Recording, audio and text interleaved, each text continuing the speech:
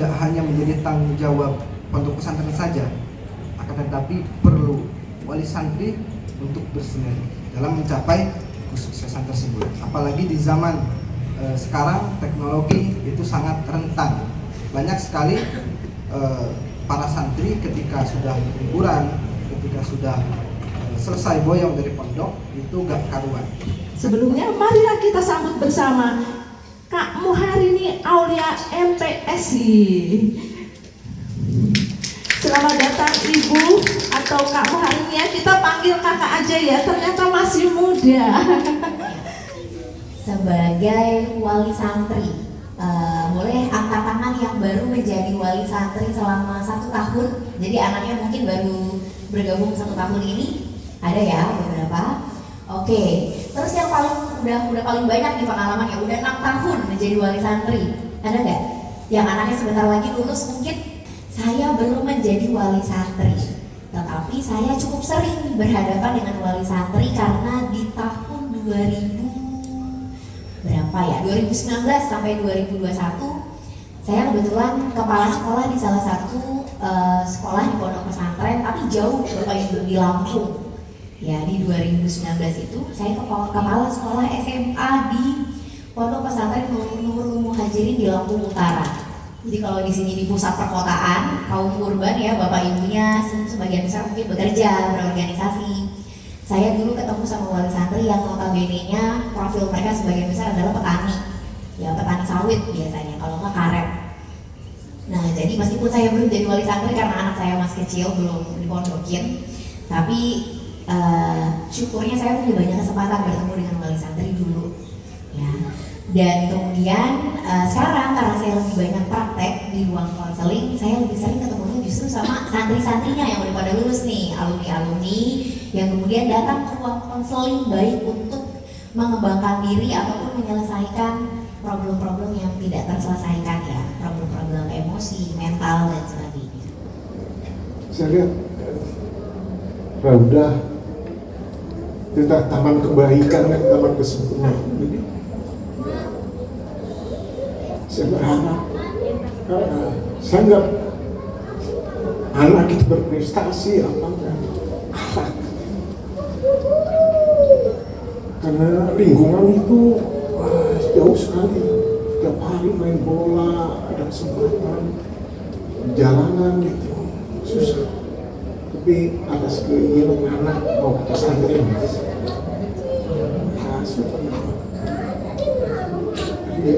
berjelasan ini saya sekali. Jadi yang dibutuhkan bukan prestasi, bukan materi, saya lihat transformasi. Saya begitu saya nggak tahan tadi. Saya bangga betul atas saya. Saya tanya pas pertemuan 2 bulan lalu di sini. Jadi apa belajar? Bisa tidur jam 10, setengah 2 bangun, tahajud. Itu yang saya tekankan kepada anak saya sejak kecil, sulit sekali. Ya, alhamdulillah ya, pesantren ini telah merubah akhlak. Saya penting akhlak. Nanti akan masalah materi akan ngikutin itu. Akhlak saya, kebaikan, makanya saya lihat taman kayak udah sebenarnya pas sekali ya, taman kebaikan, taman kesempurnaan. Mudah-mudahan anak-anak kita yang pesantren ini akan sempurna akhlaknya, apa yang kita harapkan.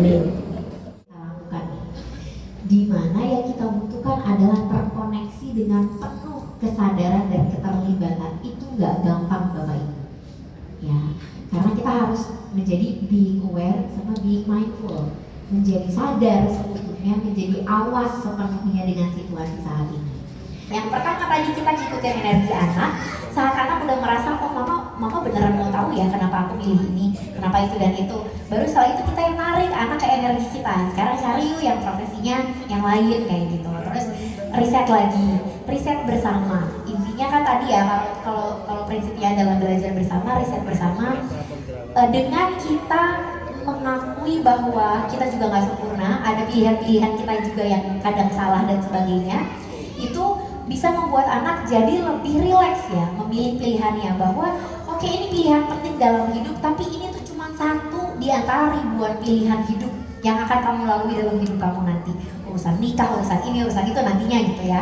Jadi di satu sisi kamu tetap harus hati-hati, bijak, tapi di sisi lain rileks.